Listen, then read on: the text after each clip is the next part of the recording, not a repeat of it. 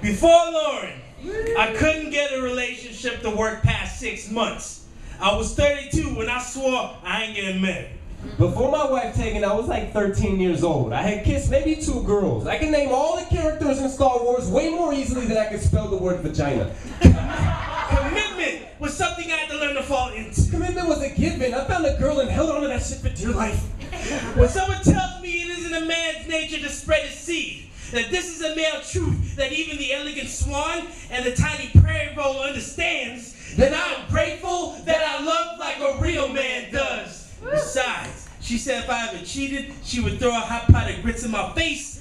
Baby, I love you! I love you! People have been saying this shit to me my whole life. You should play the field, Aaron. Why don't you sow your wild oats, Aaron? How are you gonna keep your pimp hand strong, Aaron? Perhaps you don't understand just how gangsta it is to be in a long-term relationship, homie. Why would I play the field when I got the whole game at home plus the ESPN motherfucking recap? Why would I sow my oats when I got that good ass pepper farm bread in the fucking cupboard? This shit, pimpin'. The last time I had to worry about where I was gonna get something, it was like 1996. Gangsta! It's Friday night, y'all. You know what that means. We got Netflix in the mail. We watching Julie up in this bitch. About to pop some pop secret and fall asleep on the motherfucking couch. Gangsta!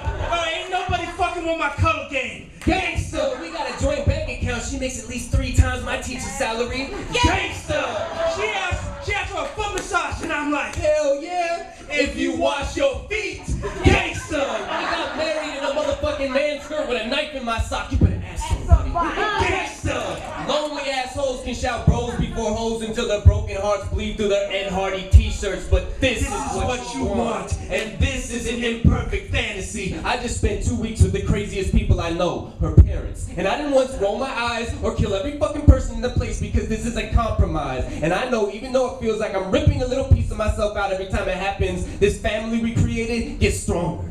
2 months ago, I was standing alone in New York on the phone for 2 hours while my fiance yelled at me from the other side of this country.